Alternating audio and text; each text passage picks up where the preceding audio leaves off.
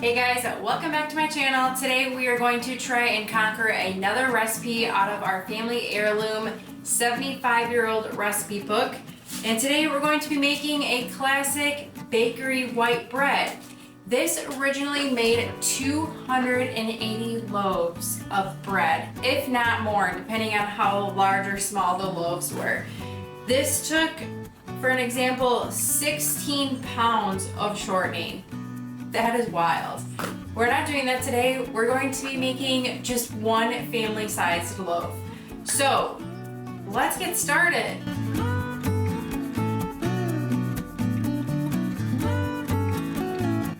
So with bread, things are pretty simple. We're going to be using a mixer. So I have my mixing bowl. If you want to use this and do it by hand, you have at it. I'm going to use my mixer though. I'm gonna have bread flour, or you can use all-purpose flour, whatever you have on hand. This is an old vintage recipe, so back then it was much more common to have vegetable shortening, and that's exactly what I have here. We have some dry active yeast, sugar, salt, and these two are a little different. With it being a vintage recipe, back then it was more common to find dry milk powder versus regular milk in their bread. Another fun thing we're using that I personally have never used before, but this was very common back then, was malt powder. I got this off Amazon. I tried to find it at a local grocery store and unfortunately they just didn't have any. So we're gonna be using this malt powder today, which I'm looking forward to. And that's it. So let's dive into it. So I'm using a dry active yeast. If you have instant yeast, you can just skip this part, but we're gonna mix the yeast, water, and sugar together first in warm water to essentially activate our yeast. I usually always buy dry active yeast for some reason though. And then I'm gonna mix this together. So we'll let this do its thing for about 5 to 10 minutes and let it get nice and foamy. This has nothing to do with this recipe, but I'm making chocolate chip cookies, so I have to take those out of the oven right now.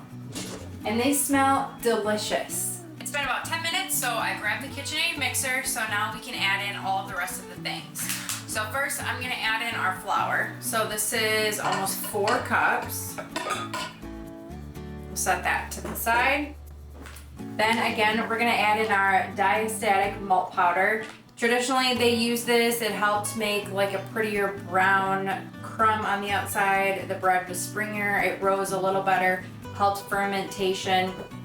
So I'm curious to see if it does make a difference. So I'm a little excited to try this. Our salt, our shortening. If you didn't have shortening, you can always use butter. And last thing is our milk powder. Let me get my bread cooked. All right. We're gonna let this knead for about 8 to 10 minutes. If you're not using a KitchenAid mixer, lock in because your hands are gonna be working for a little bit. So I wanna show you guys something because this is real life here. I've never made these recipes.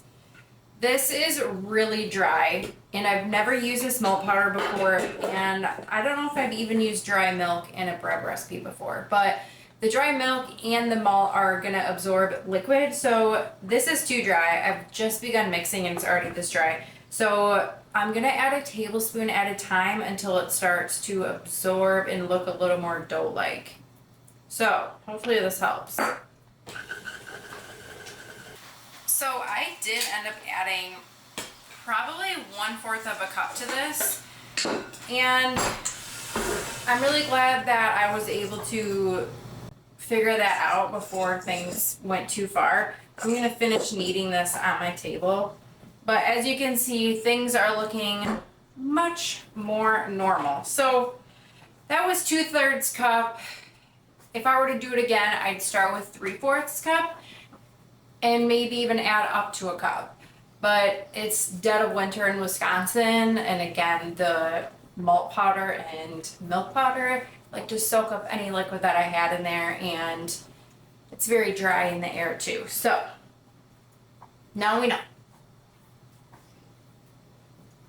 For the next step, I did get prepared. I greased a large bowl, and then we're going to let this rise for about an hour until it's doubled in size. Again, it's winter in Wisconsin, so it's not very warm today at all. So it might take a little longer than that, but we will put it in this greased bowl, and then we'll cover it with a damp towel to keep things nice and hydrated. I personally even will put a little drizzle of oil over the top, and then we'll let it do its thing.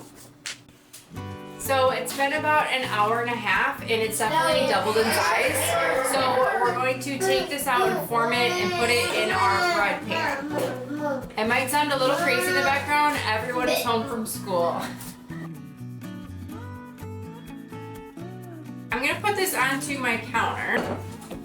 I'm gonna kind of just use my fingers and push it down a little bit. You can use whatever bread pan you want. You can use a regular loaf pan. You can use a Dutch oven. This is perfect for sandwich bread, so I want to try it and see how it works in here. It's a little bigger than I would like, but I think we can make it work. I like to pinch all of the seams together so it comes together nicely. So I greased this up. Here's the log of dough. I'm gonna set it in here, and we're gonna let this rise in for about another 30 to 40 minutes. This has been rising for about 35 minutes. It smells amazing. I wish this was a little higher just because of the largeness of the bread pan, but it's okay. Trial and error, we'll see how this goes. I'm gonna bake this at 350 for about 30 to 45 minutes, or until it's a nice golden brown.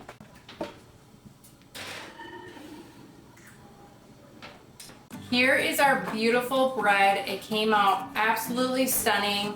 What I like most about this bread is the nice crumb inside. This is perfect for the kids, for sandwiches, peanut butter sandwiches, anything like that. It's a very versatile loaf of bread, and it tastes very traditional. So let's give this a try. Is that yummy? It's so yummy. It genuinely is so good. I'm gonna link the recipe below. Make sure you guys like and subscribe for the next week's episode. We'll see you guys next week to try and conquer another recipe out of our 75-year-old family heirloom cookbook. Thank you guys so much for the support. We'll see you next time. Mommy,